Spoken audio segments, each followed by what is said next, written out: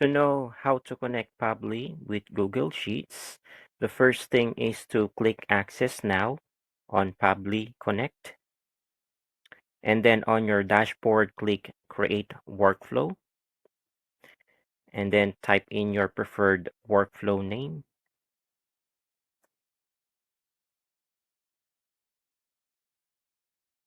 and then click Create.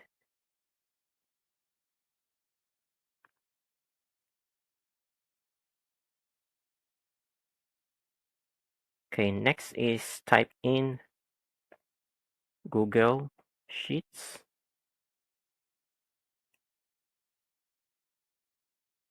and then click the Add button. Next is search for Google Sheets,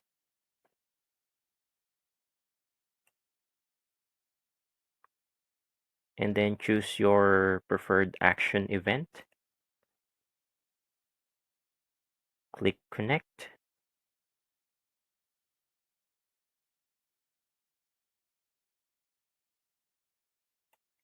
And then sign in with your Google account.